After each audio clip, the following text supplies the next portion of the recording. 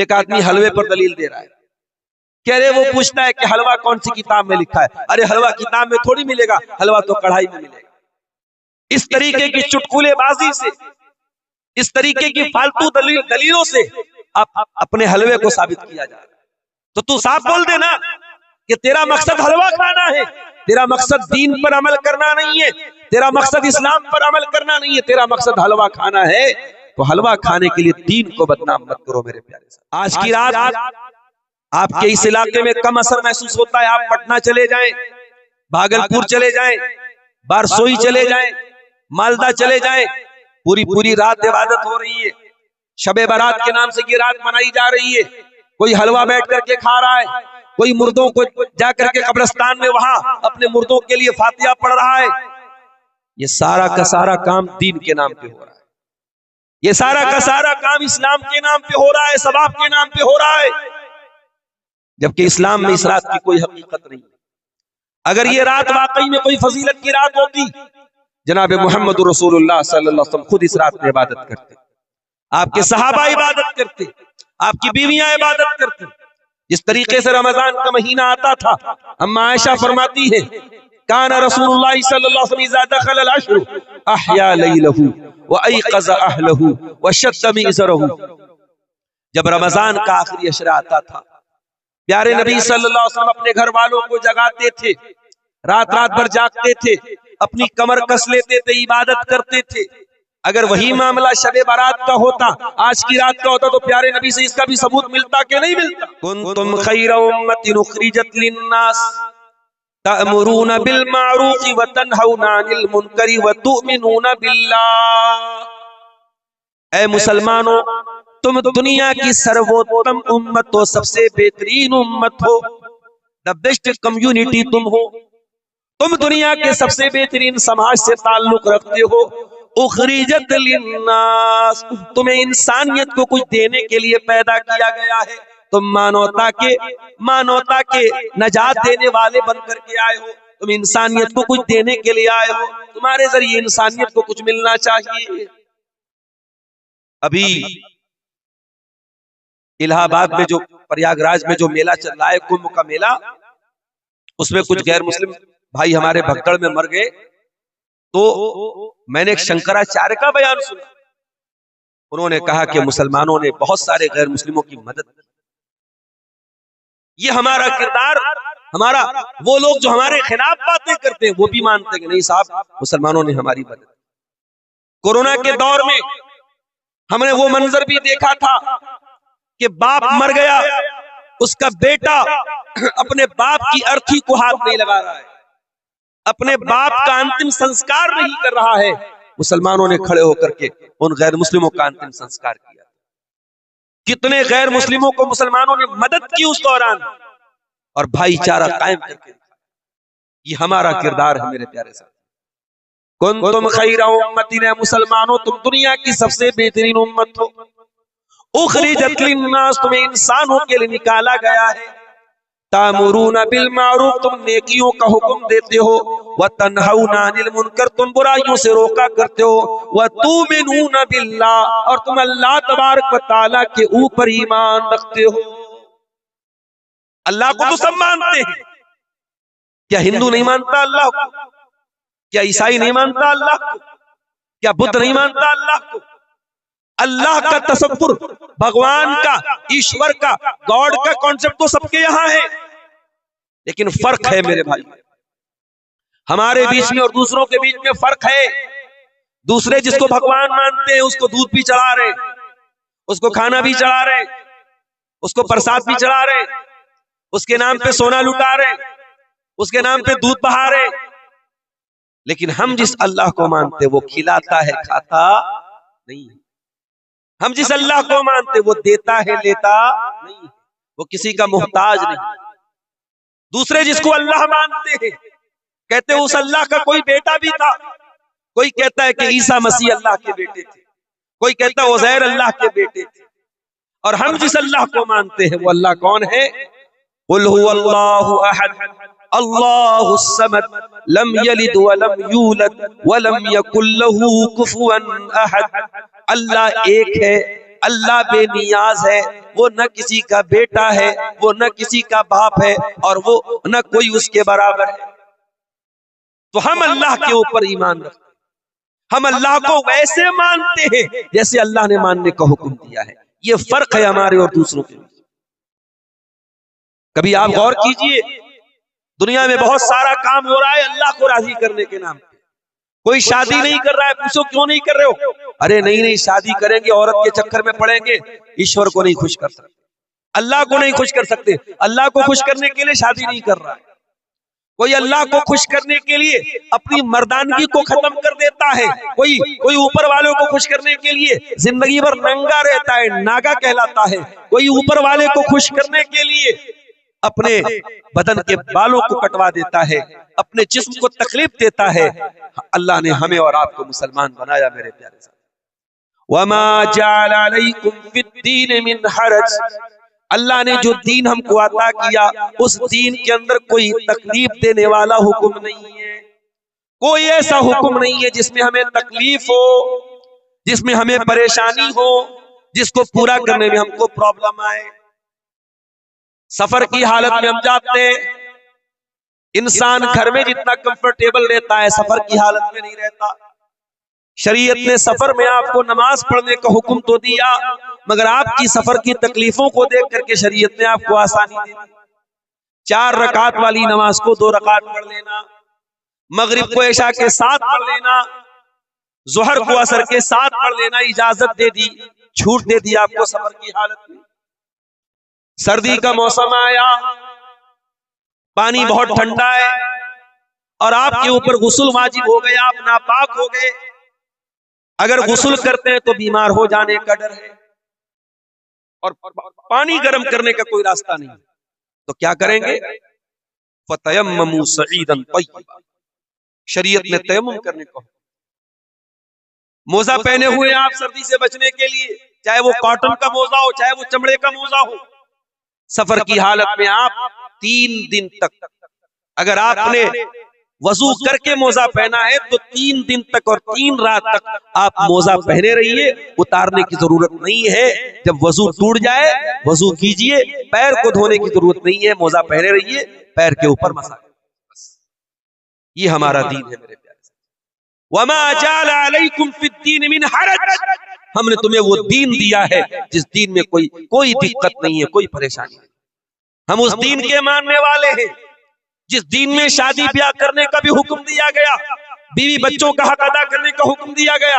हमारा दीन हमें कुर्बानियत नहीं सिखाता, हमारे दीन में शादी न करने वाले को पसंद नहीं किया गया। कोई लड़का कोई लड़की शादी के काबिल हो, शादी न करे, इस्लाम में इसको अच्छा करार नहीं दिया गया। हम तो जन्नत में भी जाएंगे तो वहां भी कुंवारे नहीं रहेंगे, जन्नत में भी हमारी कोई बीवी होगी, जन्नत में भी हम डबल होंगे, हम सिंगल नहीं होंगे। सिंगल रहने वालों को अल्लाह पसंद नहीं। कोई औरत बेवा हो गई, कोई किसी मर्द किसी की बीवी का इंतकाल हो गया, अगर वो शादी कर सकता है तो शरीयत कहते है उसको शादी करना चाहिए।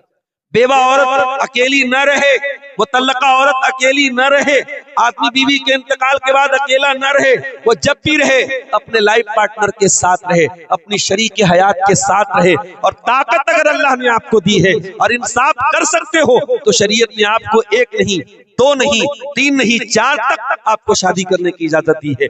ये इस्लाम है मेरे प्यारे साथियों, ये अल्लाह का दीन है जो हमें और आपको।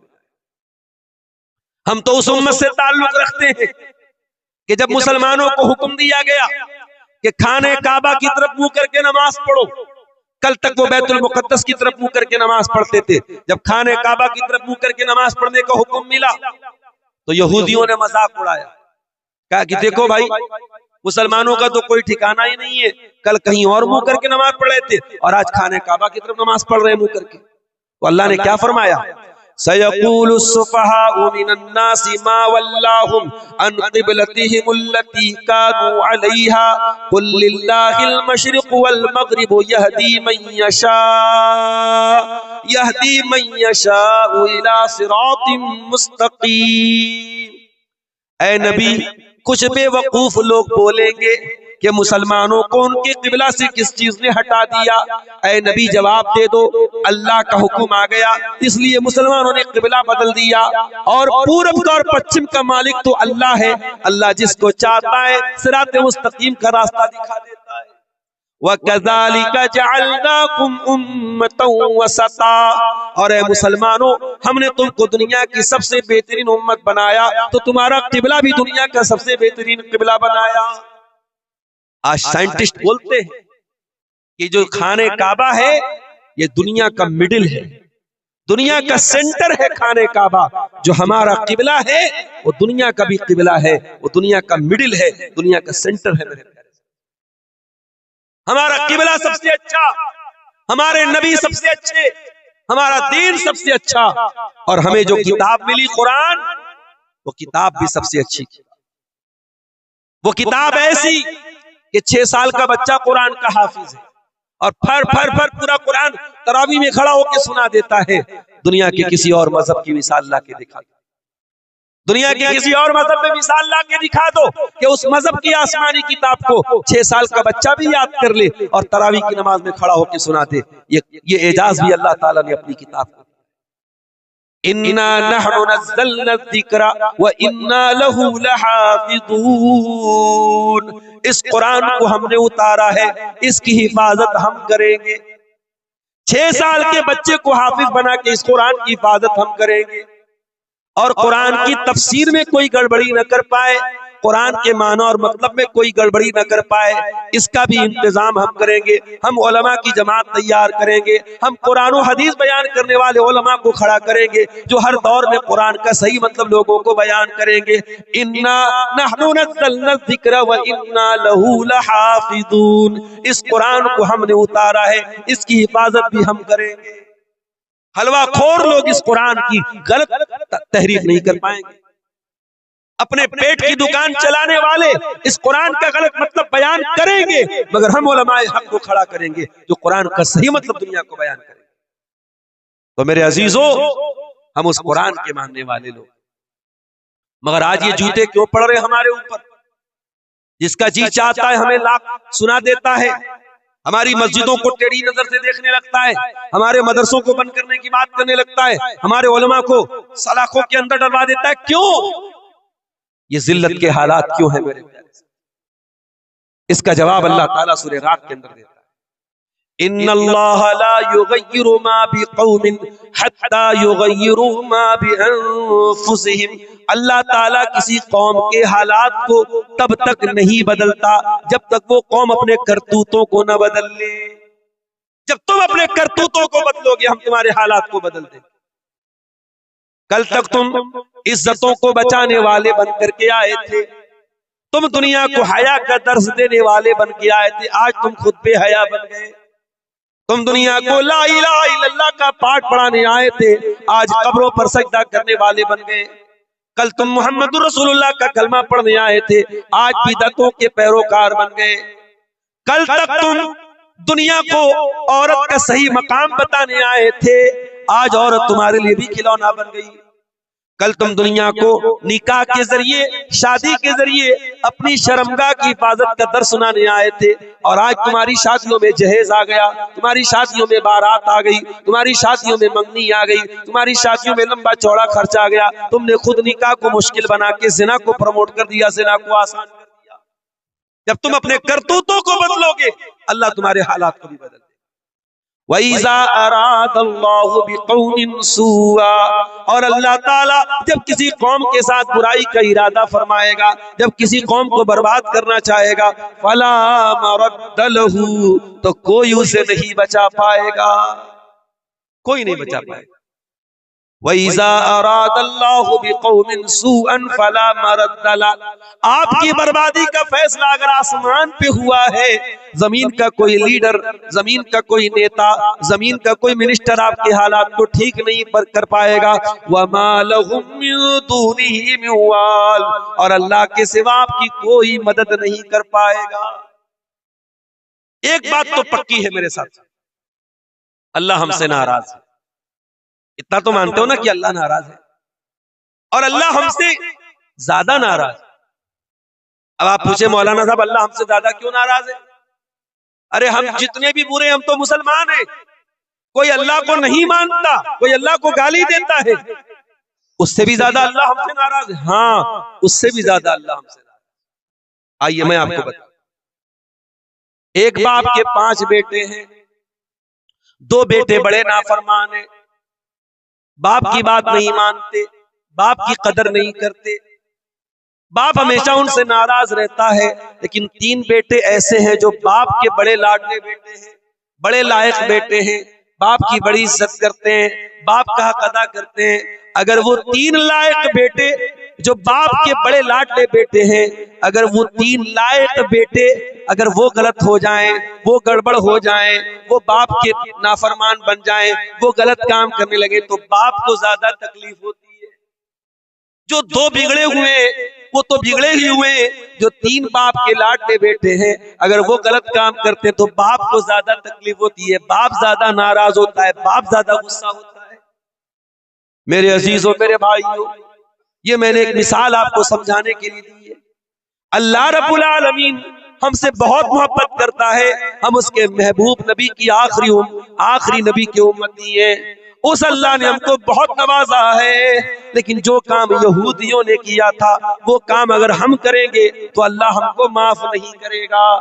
अल्लाह ने यहूदियों को भी बहुत नवाजा था, या बनी इस्राईल अज़्कुरू निअमती अल्लती अनअमतु अलैकुम व अन्नी फद्दलतुकुम अलल आलमीन।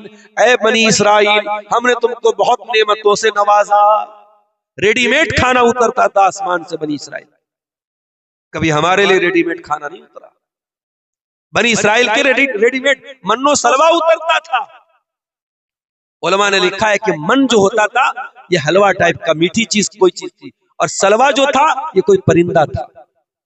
रेडीमेड गोश्त मिल रहा है, रेडीमेड मिष्टी मिल रही है, मिठाई मिल रही है, और इतने कमबख्त थे कि ये रेडीमेड खाना उनको मिल रहा था, तब भी उनको पसंद नहीं आया। और उन्होंने कहा कि ऐ मूसा, अपने रब से कहो कि हमें ककड़ी चाहिए, हमें तरकारी चाहिए, हमें सब्जी चाहिए, हम रोज रोज ये मन्नो सलवा नहीं खाएंगे। बड़े नखरे उठाए गए बनी इस्राइल के, बड़ी अल्लाह ताला ने उनके ऊपर करम किया, मगर बनी इस्राइल ने क्या किया? ज़ुरिबत अलैहिमुज़्ज़िल्लतु वल मस्कनतु व बाऊ बिग़ज़बिन मिनल्लाह। जलील कर दिया अल्लाह ताला ने, रुसवा कर दिया अल्लाह ताला ने, अल्लाह का गजब उनके ऊपर नाजिल हुआ। इतनी लाडली कौम थी अल्लाह की, अल्लाह ने इतना नवाजा था, मगर दुनिया की सबसे जलील कौम बन गई,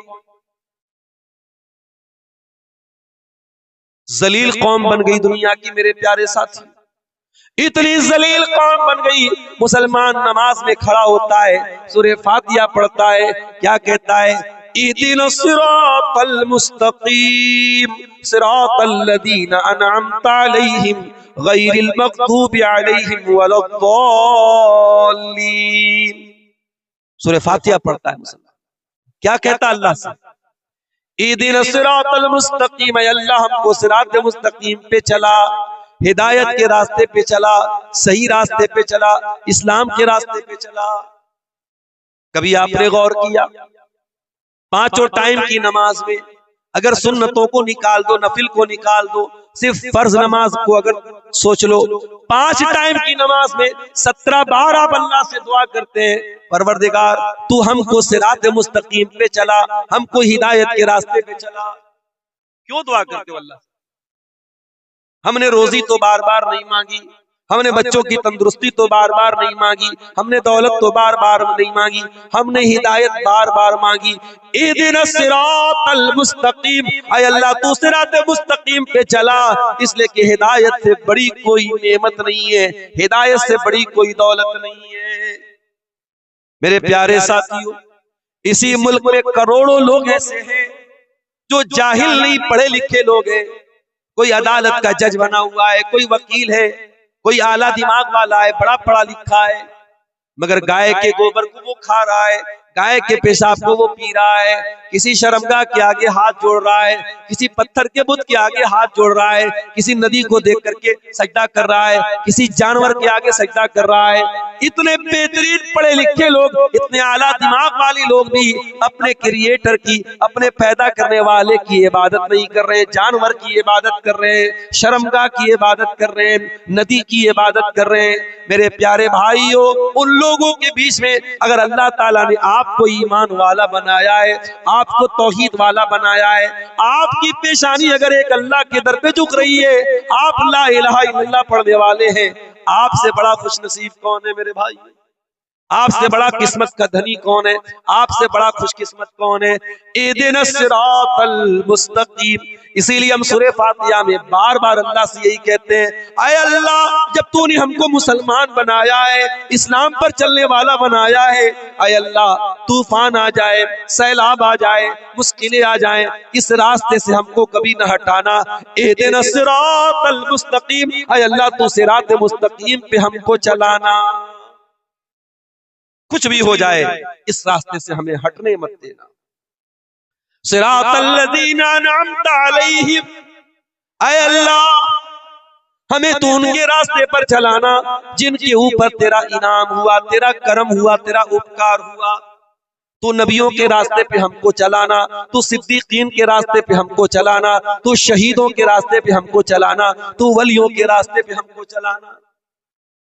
लोग कहते हैं ये वहाबी लोग नबियों को नहीं मानते, लोग कहते हैं ये अहले हदीस लोग वलियों को नहीं मानते। अरे नादान, अहले हदीस तो वो है जो पांचों टाइम की नमाज में इमाम बनता है तब भी, मुक्तदी बनता है तब भी, जनाजे की नमाज पढ़ता है तब भी, तरावी की नमाज पढ़ता है तब भी, ग्रहण की नमाज पढ़ता है तब भी, हर नमाज में कहता है सिरातल लज़ीना अनअमता अलैहिम, ऐ परवरदिगार, हमको नबियों के रास्ते पे चलाना, हमको सिद्दीकीन के रास्ते पे चलाना, हमको शहीदों के रास्ते पे चलाना, हमको तू वलियों के रास्ते पे चलाना। हम तो वलियों के रास्ते पे चलने की दुआ करते, मगर हाँ, हमसे ये तो न हो सकेगा कि हम नमाज न पढ़ने वालों को अल्लाह का वली मान ले, हम नशा करने वालों को अल्लाह का वली मान ले, हम इस्लाम के खिलाफ चलने वालों को अल्लाह का वली मान ले, जो हवा में उड़ने लगे उसको अल्लाह का वली मान ले, जो आग पे चलने लगे उसको अल्लाह का वली मान ले। ओ लोगों, कान खोल करके सुन लो, सबसे बड़ा अल्लाह का वली कौन है? अल्लज़ीना आमनू व कानू यत्तकून। सबसे बड़ा अल्लाह का वली वो है जो ईमान वाला हो, जो मुत्तकी हो, जो ईमान वाला है, जो तकवा वाला है, वो अल्लाह का वली। और अहले हदीस से बड़ा कोई वलियों को मानने वाला नहीं। हम मानते हैं तमाम वलियों को, हम मानते किसी से? मानते अल्लाह से। सिरातल लज़ीना अनअमता अलैहिम, ऐ अल्लाह, उनके रास्ते पर चला जिनके ऊपर तेरा इनाम हुआ। उसके बाद हम क्या कहते हैं? गैरिल मग़दूबि अलैहिम, ऐ अल्लाह, उनके रास्ते पर तू हमको न चलाना जिनके ऊपर तेरा गजब नाजिल हुआ। अब जरा बताना सिकटिया वालों, वो बटरहा वालों, वो आसपास के गांव से आने वाले भाइयों, जरा बताना, ईमानदारी से बताना कि किन के ऊपर अल्लाह का गजब नाजिल हुआ, किन को अल्लाह ने मग़ज़ूब अलैहिम कहा, और किन के रास्ते से बचने की हम हर नमाज में दुआ कर रहे हैं, गैरिल मग़दूबि अलैहिम, ऐ अल्लाह, तू उनके रास्ते पर हमको न चलाना जिनके ऊपर तेरा गजब नाजिल हुआ, जिनसे तू नाराज हुआ, जिनसे तू गुस्सा हुआ। कौन मुराद है इससे? इससे यहूदी मुराद है, इससे यहूदी मुराद है। और हम पांचों टाइम की नमाज में अल्लाह से कहते हैं, अल्लाह, हमें यहूदियों के रास्ते पे न चलाना।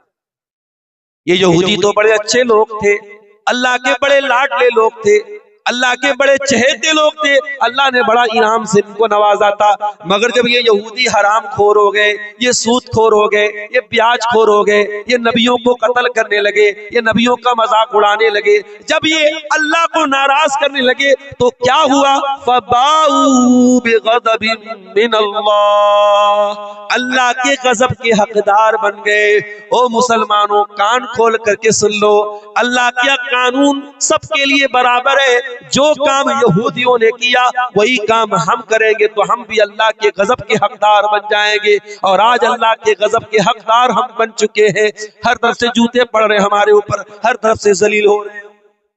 अल्लाह के गजब के हकदार बन रहे मेरे साथ।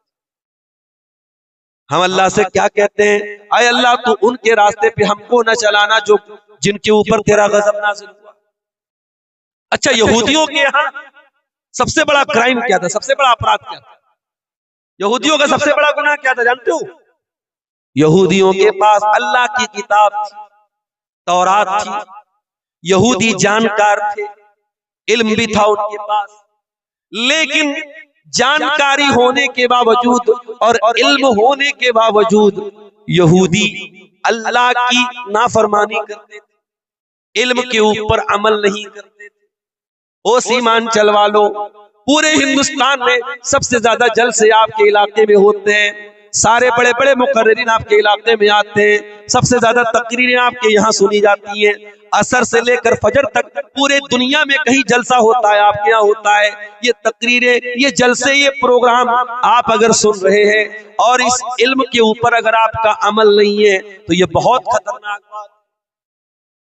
भाई मोटी मोटी बात सबको मालूम है ना, कौन सा ऐसा मुसलमान है जो नहीं जानता कि 5 टाइम की नमाज फर्ज है? सबको मालूम है, इन्नस्सलाता कानत अलल मुमिनीना किताबम मौकूता, बेशक नमाज अपने टाइम के ऊपर फर्ज है, नमाज अपने टाइम के ऊपर फर्ज है। रात भर तकरीर सुनने वाला अस्सलातु खैरुम मिनन नौम की आवाज सुन के सोया पड़ा रहे, तो कान खोल करके सुन लो, ये यहूदियों का तरीका है कि इल्म तो है लेकिन अमल नहीं है। रात भर आपने पर्दे पर तकरीरें सुनी, हया पर तकरीरें सुनी, सुबह आपकी जवान बेटी बेपर्दा होके घर से निकल रही है, आपकी खूबसूरत बीवी अपना चेहरा खोल करके गांव में घूम रही है, इसका मतलब कि इल्म तो है लेकिन अमल नहीं है। आपने उलमा की तकरीरों में सुना कि निकाह को आसान करो, निकाह को आसान करो, जिना को मुश्किल कर दो। आपने तकरीरों में सुना, प्यारे नबी ने फरमाया खैरुन निकाही ऐसरुहु, सबसे ज्यादा बरकत वाला निकाह वो है जिसको आसान किया जाए। आसान निकाह सबसे अच्छा निकाह। मगर आपने रात में तकरीर की, सुबह आपके घर में शादी थी, बेटे की शादी है, भतीजे की शादी है, 100 लोगों से बारात भी लेके जा रहे हो, लड़की वालों से डिमांड भी कर रहे हो, जहेज की रकम भी मांगी जा रही है, कोई कार ले रहा है, कोई 2 व्हीलर ले रहा है, कोई कुछ ले रहा है, कोई कुछ ले रहा है, बाकायदा डिमांड करके जहेज भी लिया जा रहा है। इसका मतलब कि इल्म तो है लेकिन अमल नहीं है, और ये बहुत खतरनाक बात है। अतामुरून अन्नासा बिल बिर्रि व तंसौना अनफुसकुम व अंतुम ततलूनल किताब। ऐ यहूदियों, तुम अल्लाह की किताब को पढ़ते हो, तुम तौरात को पढ़ते हो और लोगों को नेकी का हुक्म देते हो और अपने आप को भूल जाते हो। ऐ यहूदियों, ये बहुत गलत काम है जो तुम करते हो। जो काम यहूदियों ने किया वही काम हम भी तो कर रहे हैं मेरे प्यारे साथी। कौन ऐसा मुसलमान है जो नहीं जानता कि सूद और ब्याज हराम है? हमने तकरीरों में भी सुना है, हमने जुमा के खुतबों में भी सुना है, हमने कुरान में भी पढ़ा है, या अय्युहल्लज़ीना आमनुत्तकुल्लाह वज़रू मा बक़िया मिनर रिबा इन कुंतुम मुमिनीन। ऐ ईमान वालो, अल्लाह से डरो। अब तक जो ब्याज का लेन देन ले चुके कर चुके, अब आइंदा से कोई ब्याज का लेन देन मत करना। फ़इन लम तफ़अलू फ़अज़नु बिहर्बिन मिनल्लाहि व रसूलिही, और अगर तुम ऐसा नहीं करोगे तो अल्लाह से जंग करने के लिए तैयार हो जाओ, रसूल से जंग करने के लिए तैयार हो जाओ। ब्याज खोर, ब्याज खाने वाला अल्लाह से जंग कर रहा है, रसूल से जंग कर रहा है। सारी आयतें हमने पढ़ी हैं, सारा मसला हमको मालूम है, लेकिन आज भी बंधन बैंक की स्कीम आपके मुसलमानों के इलाकों में सबसे ज्यादा ली जाती है। 10-10 हजार का कर्जा आप सूद पर ले रहे, चुल्लू भर पानी में डूब मरने का मकाम है। ओ करोड़पति हो, ओ कौम के सरमायादारों, वो अपने पैसों को तिजोरियों में भरने वालों, कल अल्लाह कयामत के दिन पूछेगा तू तो तिजोरी में भरा करता था। तेरी कौम का गरीब आदमी 10,000 का पैसा बंधन बैंक से, बंधन लोन से लेता था, वो इंटरेस्ट पर लेता था, ब्याज पर लेता था। तेरी कौम के गरीबों ने 5-5 हजार रुपये ब्याज पर लेकर के अल्लाह को नाराज किया था। तू करोड़ों का मालिक था, तूने अपने भाई की मदद क्यों नहीं? याद रखो मेरे भाई, इस्लाम ये सिखाता है अगर अल्लाह ने आपको दौलत दी है और आपका कोई भाई जरूरतमंद है, आपसे कर्जा लेने आया है, इस्लाम कहता है कि कर्जा दे दो और कर्जा में कभी प्रॉफिट मत कमाओ। कर्जा में कभी प्रॉफिट मत कमाओ। कर्ज के जरिए प्रॉफिट कमाना इस्लाम के अंदर सूद और ब्याज है और अल्लाह के प्यारे नबी ने इससे मना किया। आज मुसलमान सूद और ब्याज बड़े आराम से खा रहा है। आज मुसलमान नौजवान बड़े धड़ल्ले से जुआ खेल रहे हैं। कोई ऑफलाइन जुआ खेल रहा है, कोई ऑनलाइन जुआ खेल रहा है, कोई मोबाइल के जरिए जुआ खेल रहा है, कोई ताश के पत्तों के जरिए जुआ खेल रहा है। क्या मुसलमान को यह मसला मालूम नहीं है? अल्लाह के नबी ने फरमाया कि जो जुआ खेलता है गोया कि वो सूअर के गोश्त में अपना हाथ डालता है। जिस तरीके से सूअर का गोश्त खाने वाला है वैसे ही जुआ खेलने वाला है। क्या आपने कुरान की ये आयत नहीं पढ़ी? या अय्युहल्लज़ीना आमनू इन्नमल खम्रु वल मैसिरु वल अंसाबु वल अज़लामु रिज्सुम मिन अमलिश शैतान। ये शराब, ये जुआ, ये पासे के तीर और ये गैरुल्लाह के आस्ताने, ये सब गंदे काम है, शैतान के काम है। इनसे बचो तभी तुम कामयाब हो सकते। सब जानते हैं, ऐसा नहीं कि हमें जानकारी नहीं, हमें इल्म तो है, इल्म के ऊपर अमल नहीं। आज कितने मुसलमान हैं वो अपने मजहब की बुनियाद से ही दूर हैं, तौहीद से ही दूर हैं। उनको पट्टी पढ़ा दी गई, वो जाकर के कब्रों पर सजदा कर रहे हैं। वो जाकर के उनके घरों में चले जाओ, उनके घरों में बड़े बड़े तावीज लगे हुए हैं, उनके गले में देख लो तावीज और धागा लटक रहा है। उनका यह अकीदा है जब तक ये धागा मेरे गले में लटक रहा है, जब तक ये नक्शो निगार मेरे घर में लटक रहे हैं, मेरे घर में बरकत आएगी। ऐ मुसलमान, तेरा अकीदा ही तो तेरी बुनियाद थी, वही तू बर्बाद कर रहा है। इसीलिए मौलाना अल्ताफ हुसैन हाली कहते हैं, करे गैर गरबुत की पूजा तो काफिर, कवाकिब में माने करिश्मा तो काफिर, झुके आग पर बहरे सजदा तो काफिर, जो ठहराए बेटा खुदा का तो काफिर, मगर मोमिनों पर कुशादा है राहे, परस्तिश करे शौक से जिसकी चाहे, नबी को जो चाहे खुदा कर दिखाए, इमामों का रुतबा नबी से बढ़ाए, मजारों पे जा जा के नजरें चढ़ाए, शहीदों से जा जा के मांगे दुआएं, न तौहीद में कुछ कमी इससे आवे, न इस्लाम बिगड़े न ईमान जावे। ऐ मुसलमान, तूने अपने आप को तौहीद से दूर कर लिया, अल्लाह की मदद तेरे ऊपर कैसे आएगी? अल्लाह का तो वादा था, ऐ मुसलमान, जब तक तू तौहीद पर कायम रहेगा हम तेरी मदद करते रहेंगे। वादल्लाहुल्लज़ीना आमनू मिनकुम व अमिलुस सालिहात। ऐ ईमान वालों, ऐ नेक अमल करने वालों, अल्लाह का वादा है, लयस्तखलिफन्नहुम फिल अर्दी कमस्तखलफल्लज़ीना मिन क़ब्लिहिम। अल्लाह तुमको जमीन में हुकूमत भी देगा। वला युमक्किनन्ना लहुम दीनहुम लज़ी इर्तदा लहुम। अल्लाह तुम्हारे दीन को दुनिया में गालिब भी कर देगा। वला युबद्दिलन्नहुम मिन बादि खौफिहिम अमना। अल्लाह दुनिया में तुमको अमन और चैन भी अता फरमाएगा। शर्त क्या है? याबुदूननी ला युशरिकून बी शैया। एक अल्लाह की इबादत करते रहना, अल्लाह के साथ किसी को शरीक मत करना।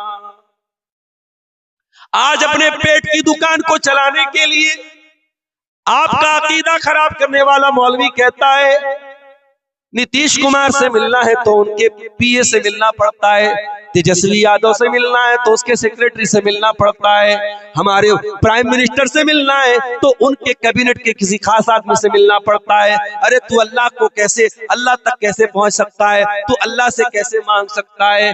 मेरा अल्लाह कहता है वइज़ा सअलका इबादी अन्नी फइन्नी करीब। ऐ मेरे बंदे, मैं तो तेरी शहरत से ज्यादा करीब हूँ, मुझसे मांग के तो देख, मेरे आगे हाथ तो फैला के देख। तुझे मांगना अगर आता है तो मुझे देना आता है। तू मांगता चला जाएगा, तू मांगते मांगते थक जाएगा, मैं देते देते नहीं थकूंगा। वइज़ा सअलका इबादी, अल्लाह तबारक व तआला हर रात के आखिरी हिस्से में आसमान पर नाजिल होता है, आसमान पे उतरता है, आसमान दुनिया पे उतरता है और कहता है हल मिन मुस्तगफिरिन फागफिर लहू, है कोई मग़फ़िरत तलब करने वाला, है कोई माफी मांगने वाला, है कोई मेरी बारगाह में आंसू बहाने वाला, है कोई सच्ची तौबा करने वाला, मैं उसकी तौबा कबूल करने को तैयार हूँ, है कोई हाथ फैलाने वाला, मैं उसको देने को तैयार हूँ, है कोई मुझसे दुआ करने वाला, मैं उसकी पुकार को सुनने को तैयार हूँ।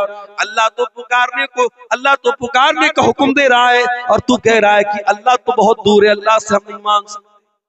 अल्लाह कह रहा है मैं करीब हूं, उसे मांगो तो सही।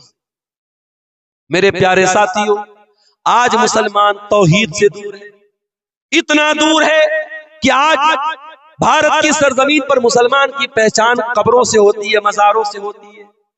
आज जैसे दूसरे मजहब वालों का एक निशान होता है, हमारे हिंदू भाइयों का ओम बना रहता है, ईसाइयों का उनका क्रॉस बना रहता है, इसी तरीके से सिख मजहब वालों का उनकी पगड़ी होती है। मुसलमान की पहचान क्या है?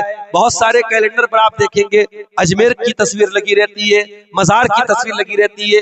आज इन मजारों को, इन कब्रों को आपकी पहचान बता दिया गया। माफ करना मेरे प्यारे साथियों, ये मजार हमारी पहचान नहीं, ये कब्र हमारी पहचान नहीं, हमारी पहचान ला इलाहा इल्लल्लाह है। हमारे मजहब की बुनियाद यही है, अल्लाह के सिवा कोई पालनहार नहीं, अल्लाह के सिवा कोई मुश्किल कुशा नहीं, अल्लाह के सिवा कोई बिगड़ी बनाने वाला नहीं है। तौहीद से दूर है मुसलमान। इसीलिए अल्लाह के नबी फरमाते हैं, तिरमिजी की सही रिवायत है, ला तक़ूमुस्साअतु हत्ता तलहक़ क़बाइलु मिन उम्मती बिल मुशरिकीन, क़यामत उस वक्त तक नहीं आएगी जब तक मेरी उम्मत के कुछ लोग मुशरिकों के साथ मिल नहीं जाएंगे। व हत्ता याबुदुल औतान, और मेरी उम्मत के अंदर भी बुतों की पूजा होगी, बुतों की इबादत होगी। और आगे अल्लाह के नबी ने फरमाया कि क़यामत उस वक्त तक नहीं आएगी जब तक 30 से ज्यादा झूठे नबी मेरी उम्मत में पैदा होंगे, और हर झूठा नबी कहेगा मैं नबी हूं। अभी आजकल एक वीडियो बड़ा वायरल हो रहा है, एक आधा पागल टाइप का इंसान है, अपने आप को नबी कह रहा है। हर दौर में ऐसे झूठे नबी पैदा होंगे। नबी ने फरमाया अना खातमुन नबिय्यीन ला नबिय्य बादी, मैं आखिरी नबी हूं, मेरे बाद कोई नबी नहीं आएगा। मेरे बाद अगर कोई अपने आप को नबी कहता है तो समझ जाओ कि वो झूठा है, वो कज्जाब है, वो दज्जाल है। मैं आखिरी नबी हूं, मेरे बाद कोई नबी नहीं आएगा।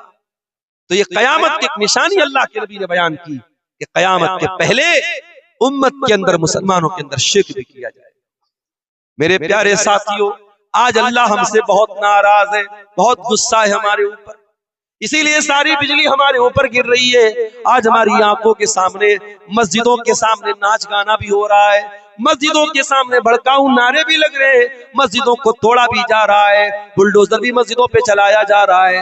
आज अल्लाह वाकई में हमसे बहुत नाराज है मेरे साथी, बहुत नाराज है। और क्यों नाराज है? क्योंकि इल्म है लेकिन अमल नहीं है। जो मग़ज़ूब अलैहिम का तरीका था, जो यहूदियों का तरीका था, वो तरीका हमने अपनाया। उसके बाद हम कहते हैं वलद्दालीन, ऐ अल्लाह हमें उनके रास्ते पर भी तू न चलाना जो भटक गए, जो गुमराह हो गए। कौन गुमराह हो गया? ईसाई गुमराह हो गए, क्रिश्चियन गुमराह हो गए। ऐ अल्लाह क्या गलती कर दी उन्होंने? फरमाया कि ईसाइयों के यहाँ गलती यह है कि उनके यहाँ अमल तो था मगर इल्म के बगैर था। अमल था, बहुत नमाज पढ़ते थे, लेकिन दलील के बगैर काम करते। ईसाइयों के यहाँ रहबानियत भी थी, उन्होंने औरत से अपने आप को दूर कर लिया, शादी नहीं करते थे, बीवी बच्चों से दूर रहते थे, और उन्होंने ये समझा कि इससे अल्लाह राजी हो जाएगा। ईसाइयों के अमल था मगर इल्म नहीं।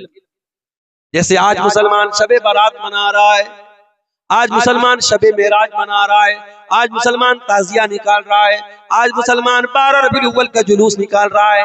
ये सारा का सारा काम मुसलमान दीन समझ के कर रहा है, सवाब समझ के कर रहा है, नेकी समझ के कर रहा है, जबकि ये सारे काम नबी ने इनका हुक्म नहीं दिया, सहाबा ने ये काम नहीं किया।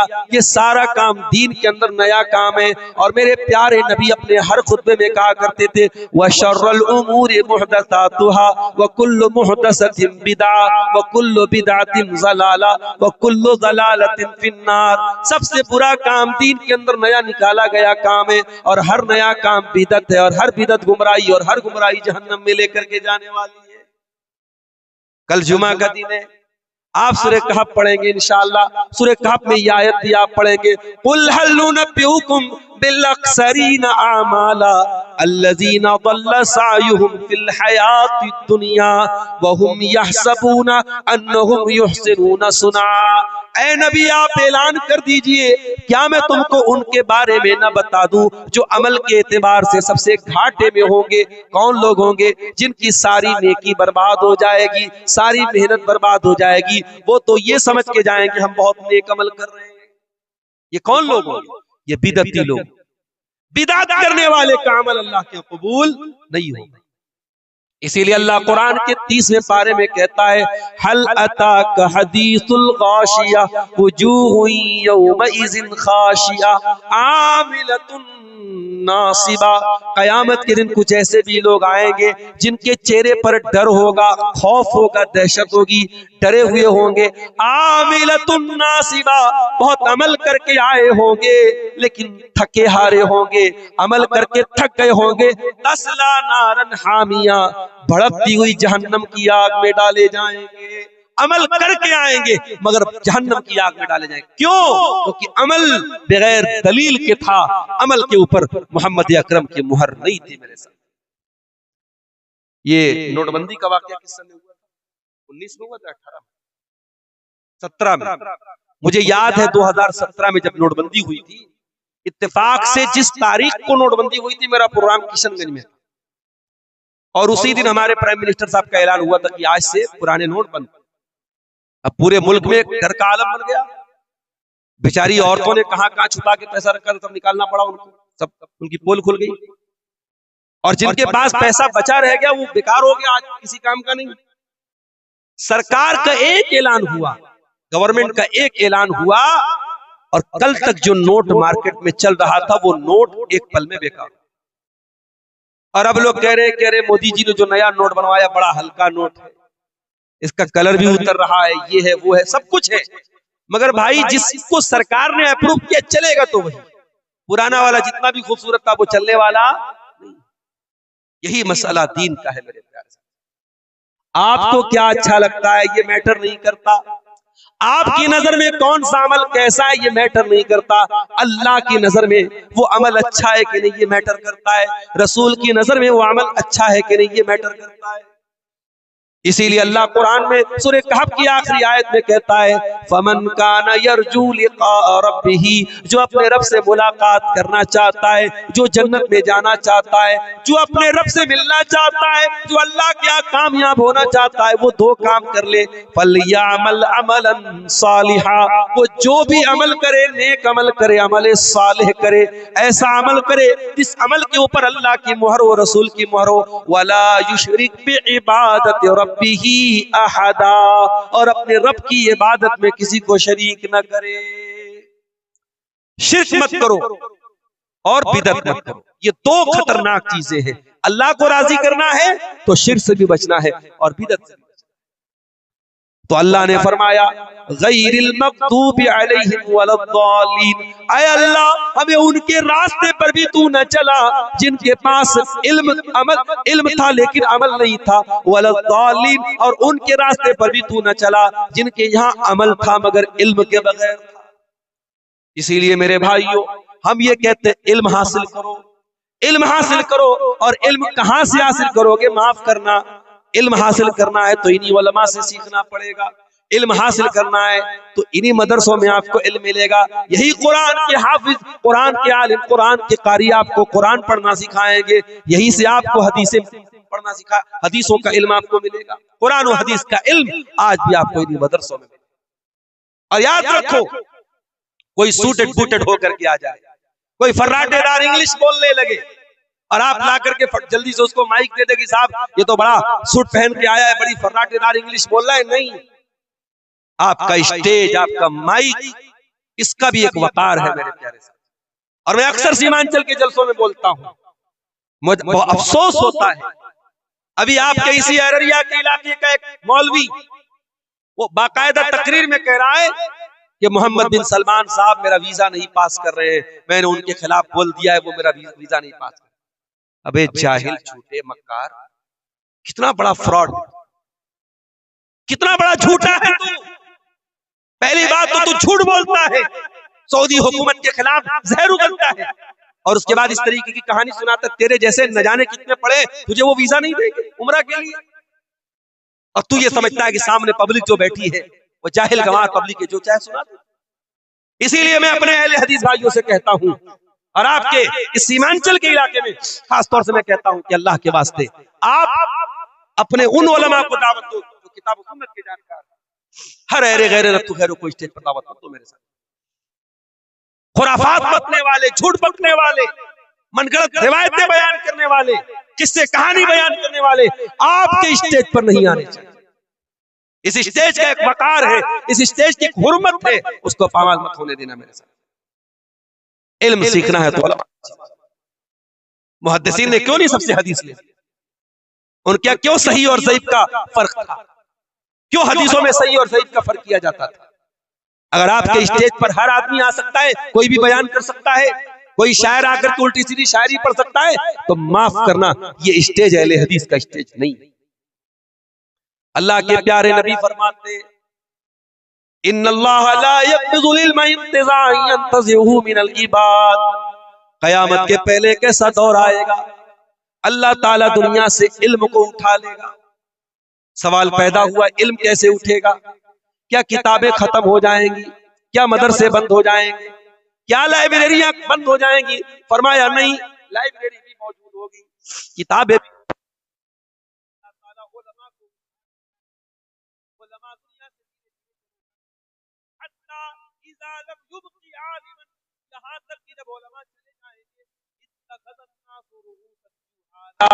लोग जाहिलों को मुफ्ती बना लेंगे, लोग जाहिलों को स्टेज, मैं आज के जमाने में तर्जमा कर रहा हूँ, लोग स्टेज दे देंगे जाहिलों को, जाहिल मसला बयान करेगा, जाहिल हलाल बयान करेगा, जाहिल हराम बयान करेगा। अरे जो खुद कुरान और हदीस का जानकार नहीं है वो आपको हलाल और हराम बता रहा है, वो मसला बता रहा है। ऐसा आदमी जब मसला बताएगा तो क्या करेगा? फज़ल्लू व दल्लू, खुद भी गुमराह होगा, दूसरों को भी गुमराह करेगा। इसलिए उलमा से इल्म हासिल करो, और इल्म हासिल करो मेरे प्यारे साथ। आज इतना बड़ा इलाका है, आज सर्वे करके जाके देख लेना। मैं तो रात में तकरीर करता हूँ, सुबह निकल जाता हूँ। मौलाना हुसैन साहब आपसे बड़ी जिम्मेदारी के साथ कहता हूँ, जाओ जरा गांव गांव सर्वे करके खाली इतना पता लगा लो कितने लोगों को जनाजे की नमाज की दुआएं आती हैं। जो जलसे में सबसे आगे आगे रहते थे, जिनके मोबाइल पर उलमा के बयानात मौजूद थे, उनको भी जनाजे की नमाज का तरीका नहीं आता, जनाजे की नमाज की दुआएं नहीं आती। कितने अफसोस की बात, बाप मर गया, बेटा खड़ा होकर जनाजे की नमाज पढ़ रहा है, वो इस काबिल भी नहीं है अपने बेटे की जनाजे की अपने बाप की जनाजे की नमाज पढ़ सके। मेरे भाई, इससे तो बेहतर था कि हम बे औलाद होते। औलाद वाले होकर के क्या फायदा, हमारी औलाद हमारे लिए जनाजे की नमाज न पढ़ सके, हमारी औलाद हमारे मरने के बाद हमारे लिए मग़फ़िरत की दुआ न कर सके। मेरे प्यारे साथियों, अपने बच्चों में से एक बच्चे को कम से कम आलिम बना दो, एक बच्ची को आलिमा बना दो, कम से कम सारे बच्चे दुनियादारी में लग जाएं। एक बेटा आपका ऐसा तो हो जब वो हाथ उठाए तो अपने बाप के लिए दुआ करे, रब्बिरहमहुमा कमा रब्बयानी सगीरा। ऐ अल्लाह, मेरे माँ बाप ने बड़ी तकलीफों से मुझे पाला था, बड़ी कुर्बानियां दी थी, बड़ा जलील किया था अपने आप को। मेरी माँ ने बड़ी गुर्बत का दिन देखा था, मेरी माँ ने गांव के लोगों के बर्तन भी मांजे थे, मेरे बाप ने लोगों के घर की गुलामी की थी। ऐ अल्लाह, मेरे माँ बाप ने बड़ी मुसीबतों में मुझको पाला है, परवरदिगार तू मेरे माँ बाप पर रहम फरमा। ये दुआ कौन करेगा? जो कुरान का जानकार होगा, जो कुरान पढ़ेगा। कम से कम अपने बच्चों को इस लायक को बना दो मेरे साथ, इल्म दीन सीखो और सिखाओ मेरे साथ। आज हालात ये है, पूरे इंडिया की बात मैं नहीं कर रहा हूं, आपके सीमांचल की बात कर रहा हूं। इतना बड़ा जलसा होता है, मदरसों को चलाने के लिए जलसा कराया जाता है। मैं आमतौर से चंदा नहीं करता, मुझसे भी लोग कहते हैं मौलाना थोड़ा चंदा कर देना। ये मजबूरी क्यों आ गई? क्यों आपको मदरसों को चलाने के लिए जलसा कराना पड़ रहा है? ये भी बहुत बड़ा सवाल है। और इतना बड़ा जलसा, इतना खर्च करने के बाद भी अगर आप अपने मदरसों को नहीं चला पा रहे तो ये कौम के लिए चुल्लू भर पानी में डूब मरने की बात है। अपनी ऐशो इशरत पर लुटाने के लिए तो हमारे पास लाखों करोड़ों है, अपने फालतू कामों के ऊपर खर्च करने के लिए लाखों करोड़ों है। और ये छोटे छोटे मदरसे आज लोगों के सामने भीख मांग रहे हैं। अफसोस होता है मेरे भाई, टेम्पो में बैठ करके इन्हीं मदरसों में पढ़ने वाले छोटे छोटे बच्चे बेचारे वो चंदा कर रहे हैं अपने मदरसे के लिए। इन्हीं मदरसों में पढ़ाने वाले प्राइवेट टीचर, उनको मदरसे का सेक्रेटरी कहता है जाओ चंदा करके लाना, तब तुमको तुम्हारी तनख्वाह देंगे। 5-6 हजार की तनख्वाह पाने के लिए वो बेचारा, वो प्राइवेट टीचर, वो प्राइवेट पढ़ाने वाला मौलवी बेचारा गांव गांव घूम करके धान उतारता है, चंदा उतारता है, तब जाकर के उसकी तनख्वाह का इंतजाम होता है। ऐसा क्यों हो रहा है मेरे साथ? क्या ये उलमा की तहकीर नहीं है? क्या ये उलमा की तौहीन नहीं है कि आज आपने अपने उलमा को भिखारी बना के रख डाला है? मेरे भाइयों, होना तो ये चाहिए था कि इन उलमा के आपके दरवाजे तक पहुंचने की नौबत ही ना आती, आप खुद उन तक पहुंच के जाते। मौलाना, मुझे अल्लाह ने लाखों का मालिक बनाया है, ये मेरे माल की ज़कात है, इस माल की ज़कात में से मैं आपके मदरसे को भी दे रहा हूँ, मैं इन गरीब बच्चों के ऊपर भी खर्च कर रहा हूँ, मैं इन यतीम बच्चों के ऊपर भी खर्च कर रहा हूँ। होना तो ये चाहिए, मगर हो क्या रहा है कि ज़कात देने के लिए भी आज हम ये चाहते हैं कि लोग भिखारी बन के हमारे दरवाजे। इसीलिए मैं अक्सर कहता हूं कि हमें सिस्टम को बदलना पड़ेगा, हमें सिस्टम को बदलना पड़ेगा। ज़कात देने का जो तरीका हमारे यहाँ है, इस तरीके को हमें बदलना पड़ेगा। ये ज़कात देने का सही तरीका नहीं है। मेरे अजीजों, मेरे प्यारे भाइयों, इल्म की कदर करो, उलमा की कदर करो। प्यारे नबी ने हमको ये सबक भी दिया है, अपने बच्चों का हक कुर्बान करके दीन सीखने वाले बच्चों की कदर करो। आज आप कभी मदरसों के हॉस्टल में जाके देखिए, छोटे छोटे बच्चे जो पढ़ते बेचारे, इन छोटे छोटे बच्चों पर जिम्मेदारियों का कितना पहाड़ आ जाता है। आपका बच्चा जहां चाहे वहां खेल रहा है, कपड़े मैले हो जाते हैं, घर में आता है उसकी माँ उसके कपड़े धुल रही है। मदरसों में पढ़ने वाले छोटे छोटे बच्चे ये बहुत सोच समझ के खेलते हैं, कपड़ा ज्यादा गंदा हो जाएगा तो धुलना तो हम ही को है। बेचारे बैठ करके अपना कपड़ा धुल रहे हैं। छोटे छोटे 10 साल के 12 साल के बच्चे अपने हाथों से सारा काम कर रहे हैं, अपने कपड़ों पर इस्त्री भी कर रहे हैं, अपने कपड़ों को भी धुल रहे हैं। आपके बच्चे को तो उसकी मां नहलाती है, ये बच्चे मदरसों में जाते हैं, इनको खुद अपने सारे काम करना है। और फिर जैसे ही पढ़ाई का टाइम हुआ, अगर जरा सी ताखीर होगी, मौलवी साहब की छड़ी भी मौजूद है, छड़ी उनकी पीठ पर पड़ गई, आपके बच्चे को कोई एक थप्पड़ मार दे, आप फौरन दौड़ करके जाते हैं, हमारे बच्चे को किसने मारा?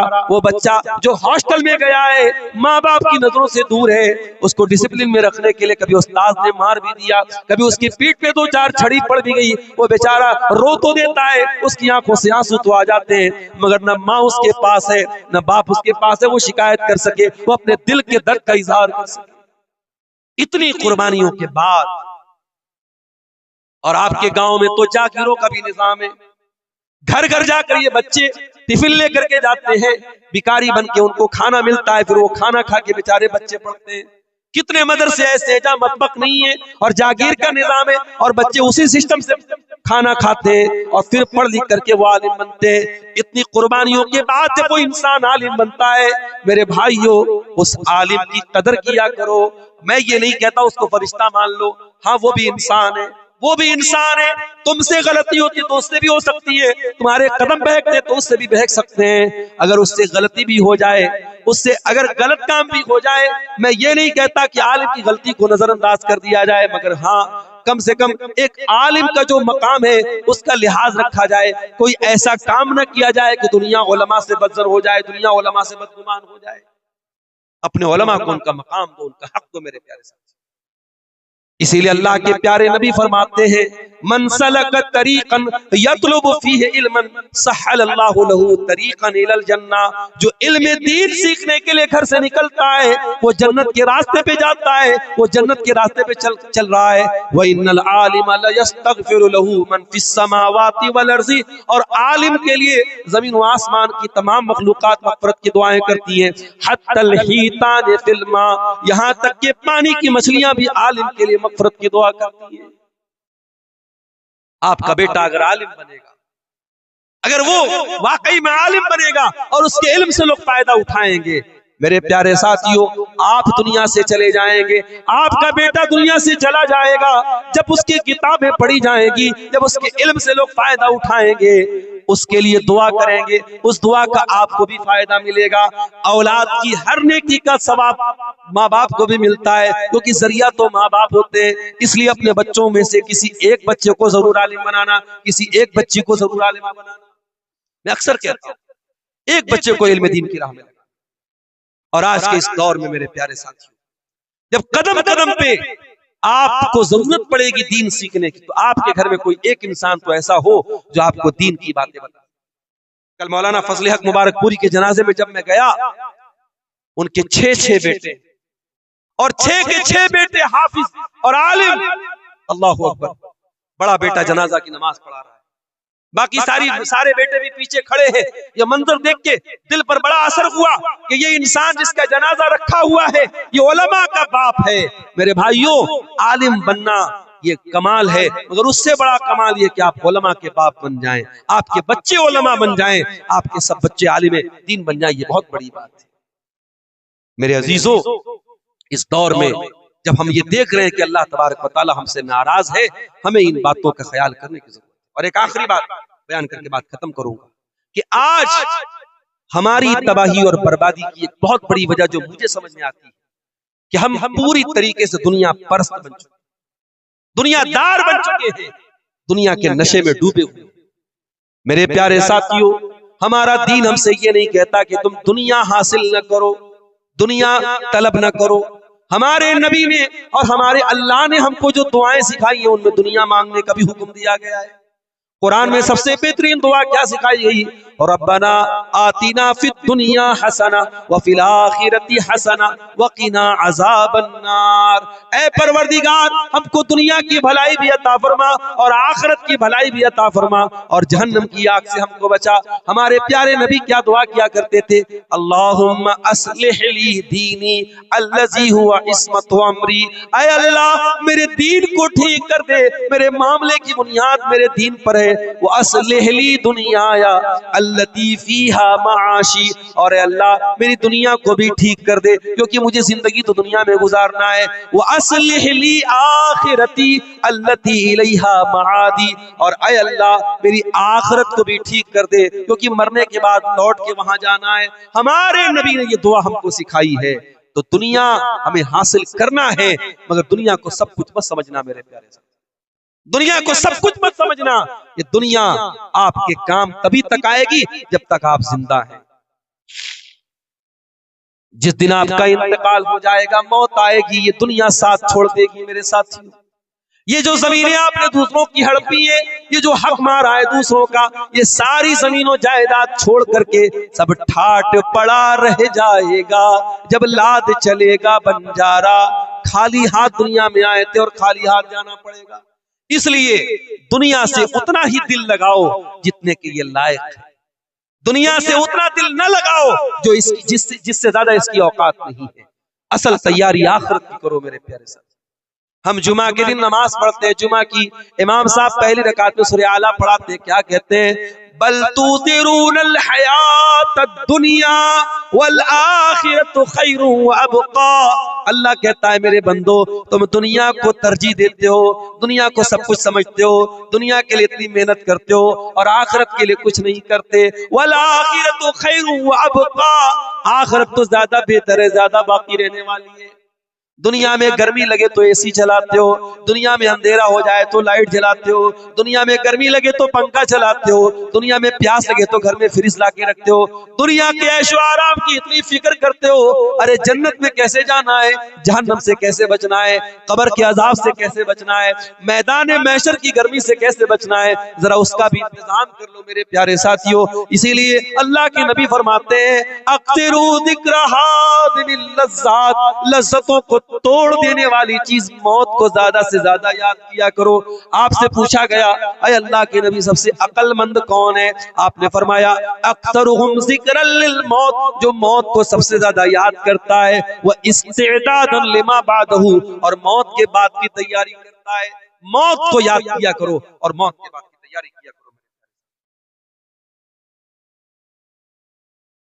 आगे रमजान का महीना भी हमारे सामने, और हमारी एक आदत होती है, हमारे घर में जब कोई अच्छा मेहमान आता है तो उस मेहमान की हम उसके इस्तकबाल की तैयारी करते हैं। हमारे घर में कहीं गंदगी पड़ी है तो हम दूर करते नहीं, मेहमान आ रहा है क्या जवाब देंगे हम? अच्छा बिस्तर बिछाते हैं, अच्छा बर्तन में खाना लाते हैं, आप मेहमान की इज्जत करते हैं। रमजान भी एक बहुत ही खुशनसीब और बहुत मुअज़्ज़ज़ मेहमान बन के हमारे घर में आने वाला है। रमजान का महीना हमें अल्लाह ताला की मग़फ़िरत का परवाना लेके आता है। इसलिए अपने आप को प्रिपेयर करो, तैयार करो रमजान के लिए। अभी से आदत डाल लो कुरान पढ़ने की, अभी से आदत डालो रातों में तहज्जुद पढ़ने की, अभी से नफली रोजा रखने की आदत डालो, ताकि रमजान आए तो आप पहले से उसके लिए ज़हनी तौर पर तैयार रहे। इसीलिए अल्लाह के प्यारे नबी रमजान के अलावा सबसे ज्यादा किसी महीने में रोजा रखते थे तो शाबान में। और ये भी याद रखो मेरे प्यारे साथी, रमजान अगर आ गया और आपने रमजान का हक अदा नहीं किया तो ये और बड़ी बदनसीबी की बात। अल्लाह के नबी फरमाते हैं कि रमजान जैसे ही आता है आसमान के दरवाजे खोल दिए जाते हैं, रहमत के दरवाजे खोल दिए जाते हैं, जहन्नम के दरवाजे बंद कर दिए जाते हैं, शैतानों को जकड़ दिया जाता है। और रमजान में एक रात ऐसी है मन हुरिमहा फक़द हुरिमल खैर, अल्लाह के नबी ने फरमाया कि जो उस रात में इबादत नहीं कर पाया फिर वो किसी भलाई का हकदार नहीं होगा। इसका मतलब ये हुआ कि रमजान बड़ी बरकतों को लेके आता है और हमें और आपको इस महीने का इस्तेमाल, इसको जो है इसकी बरकतों को कैसे हासिल करें, इस पर हमें गौर करने की जरूरत है। आज बड़े बड़े शहरों में जो दुकानें होती है, दुकानों पे सेल लगती है, सर्दी के जो कपड़े होते हैं, जब सर्दी जाने लगती है तो एक सेल लगती है और बड़े सस्ते दामों में कपड़े मिलते हैं। तो सेल जब लगती है तो दुकानों में बड़ी भीड़ लग जाती है। रमजान का महीना भी नेकियों की सेल बन करके आता है। इसलिए मेरे प्यारे साथियों, रमजान का हम इस्तेमाल करें और कोशिश करें कि रमजान का हम हक अदा करें और रमजान में कसरत से अल्लाह की इबादत करें, और फिर हम ये दुआ भी करें कि अल्लाह उन इबादतों को हमारे कबूल फरमाए। एक सवाल ये आया है कि माँ बाप में अगर झगड़ा हो जाए तो उन दोनों में सुलह औलाद कैसे करें, या वो एक दूसरे पर जुल्म करें तो इंसाफ कैसे करें। देखिए, ये कभी कभी वाकई में बड़ी औलाद के लिए सूरत हाल बड़ी तकलीफदेह होती है, क्योंकि माँ बाप का बहरहाल एहतराम भी है और जब उनके दरमियान झगड़े होते हैं तो कभी कभी औलाद भी पिसती है। इसीलिए कुरान की और शरीयत की तालीम यह है कि मियाँ बीवी के दरमियान अगर कभी कोई ना इत्तेफाकी हो भी जाए तो औलाद के सामने जाहिर नहीं करना चाहिए।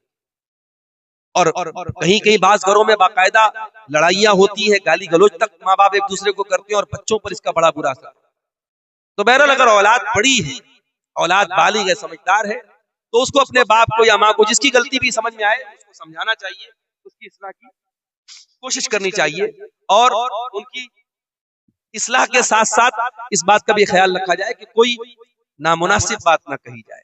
बाज़ औक़ात ऐसा होता है कि अगर बाप की तरफ से माँ के ऊपर ज़्यादती हो रही है तो बेटा या बेटी जो होते हैं बाप को बहुत कुछ सुना के रख देते हैं और बाप के साथ बहुत ज्यादा बदतमीजी करने लगते हैं। ठीक है, अगर वो अपनी बीवी के साथ गलत कर रहा है तो वो गलत कर रहा है, लेकिन आप बेटे हैं, आप बेटी हैं, आपको अपने बाप का जो हक है वो उसका ख्याल करना है। बदतमीजी करने का आपको कोई हक हासिल नहीं है। आखिर में मेरे साथियों, ये एक सवाल ये आया है कि खतना की दावत देना कैसा है। मुसलमानी होती है बच्चों की, उसकी दावत देना कैसा है। देखिए, खतना की दावत के सिलसिले में उलमा का इख्तिलाफ है। कुछ उलमा ने इसको सही नहीं कहा है, क्योंकि अल्लाह के नबी से या सहाबा से खतना की किसी दावत का सबूत नहीं मिलता। और कुछ उलमा ने कहा कि चूंकि ये भी एक खुशी का मौका है, खतना कराना भी एक शिआर है मुसलमानों का, और अल्लाह के नबी ने फितरत के कामों में से खतना को भी करार दिया है, तो एक खुशी का मौका है। और किसी खुशी के मौके पर अगर कोई दावत देता है तो उसको कबूल किया जा सकता है। तो बहरहाल इसमें इन दोनों जो उलमा की जो राय है, उलमा की इन दोनों राय में जो बेहतर जो राय है वो ये है कि खतना की दावत से परहेज किया जाए। बाकायदा जो हमारे यहाँ बाज़ औक़ात अकीका की दावत उतनी बड़ी नहीं होती जितनी बड़ी खतना की दावत होती, तो जो एक सुन्नत दावत है उसको हम छोड़ दें और खतना पर बिला वजह लंबी चौड़ी दावत करें, ये भी मुनासिब नहीं है। और अगर कोई खतना के मौके पर दावत दे देता है तो उसके यहाँ खाया जा सकता है, उसको गलत या हराम नहीं कह सकते। बहरहाल एक खुशी का मौका उसके लिए है, लेकिन चूंकि इस मौके पर सहाबा से या अल्लाह के नबी से दावत का सबूत नहीं मिलता है तो इससे परहेज कीजिए। लड़की की शादी में दावत खिलाना कैसा है? देखिए इसका भी मसला वही है। अल्लाह के नबी के दौर में लड़कियों की शादी होती थी और हमें सबूत और दलील ऐसी नहीं मिलती कि लड़की वाले भी बाकायदा दावत खिलाते थे। हजरत उम्मे हबीबा, अल्लाह के नबी की बीवी उम्मे हबीबा, जब उनका निकाह अल्लाह के नबी के साथ हुआ तो उनके वली की हैसियत से नजाशी जो थे हबशा के बादशाह, उन्होंने बाकायदा सहाबा को दावत दी थी। तो बाज़ उलमा ने उससे ये दलील पकड़ी है कि लड़की की शादी में भी दावत दी जा सकती है, मगर कोई ऐसा आम रिवाज सहाबा के दौर में नहीं था। इससे इतनी दलील तो मिलती है कि हाँ कोई दावत देना चाहे तो दे सकता है, मगर सहाबा के दौर में कोई आम रिवाज अगर होता तो और हदीसों में भी इसका जिक्र होता। और आज के दौर में हम खास तौर से ये देखते हैं कि लड़की की शादी में जो दावत होती है, मैं बहुत सारे लोगों को ऐसे जानता हूं जो बाकायदा ज़कात की रकम उतारते हैं, लोगों से मदद मांगते हैं और फिर वो 400-400 लोगों को खाना खिलाते हैं और 2-3 तरीके का आइटम खिलाते हैं। तो ये तो बहुत नामुनासिब बात है कि आप ज़कात उतार करके अपनी लड़की की शादी में आप जो है दावत लोगों को खिलाएं। तो असल तो यही है कि शरीयत में लड़के के ऊपर वलीमा की दावत है, लड़की के घर वालों के ऊपर किसी दावत की जिम्मेदारी शरीयत ने नहीं डाली है। अलबत्ता अगर कोई लड़की का बाप साहिब हैसियत है, अगर वो अपने कुछ मेहमानों को 100-200 मेहमानों को 300 जो भी उसके मेहमान है, अगर वो खाना खिला रहा है, दावत दे रहा है, तो हम उसको नाजायज तो नहीं कह सकते, गलत तो नहीं कह सकते, लेकिन अगर इसको एक रिवाज बना दिया जाए और जरूरी बना दिया जाए और उसकी वजह से गरीब और मिडिल क्लास के लोगों को हर हाल में दावत देनी पड़े, तो फिर इस दावत को भी हमें रोकना चाहिए। फिर इस दावत भी बनारस में बाकायदा वहाँ जो अंसारी बरादरी के लोग हैं, तो उसमें एक तंजीम चलती है वहां पे, उन्होंने बाकायदा एक कानून पास किया है कि अब जो दावतें होंगी तो बारात नहीं जाएगी लड़की वालों के यहाँ, और वलीमा में एक तरह का खाना होगा और इतने बर्तन दिए जाएंगे, इतने कपड़े दिए जाएंगे, एक लिमिट उन्होंने बनाई है। तो बहुत अच्छी बात है, क्योंकि आज शादी ब्याह की रस्म और रिवाज को पूरा करने के लिए लोग कर्जे ले रहे हैं, बैंक से लोन ले रहे हैं, एक दूसरे से मदद मांग करके शादी कर रहे हैं, जो कि बिल्कुल भी मुनासिब बात नहीं है। तो खुलासा ये निकला कि लड़की की शादी के मौके पर दावत दी जा सकती है, मगर बेहतर नहीं है, इसकी हमें हौसला अफजाई नहीं करनी चाहिए, जहां तक हो सके इसको रोकने की कोशिश करनी चाहिए। क्यों? क्योंकि एक रिवाज बन रहा है और इसकी वजह से गरीब लड़कियों की शादी मुश्किल हो रही है। वल्लाहु आलम बिस्सवाब। तो मेरे अजीजों, आखिर में मौलाना हुसैन साहब ने ये मुतालबा भी किया है कि हमारे मदरसे के हक में थोड़ा सा आप ताउन की अपील करें।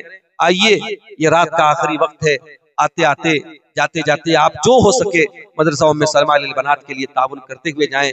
अल्लाह से दुआ करते हैं रब्बुल आलमीन आपके ताउन को, आपके चंदे को, आपके दान को अल्लाह कबूल फरमाए। और जो भी हमारे भाई लोग, अब हमारी माओ बहनों की तरफ से भी अगर इस मामले में कोई ताउन है तो वो जरूर आगे बढ़े और आकर के अपना कीमती ताउन यहाँ पर भेजे। ये मदरसे का मामला है, बनात का इदारा है, ये किसी भाई ने 100 रुपए का ताउन पेश किया है। रब्बुल आलमीन इनके ताउन को कबूल फरमाए। और मजीद आप लोगों से गुजारिश है, थोड़ा सा आप आगे बढ़ें और इस नेकी के काम में हिस्सा लें।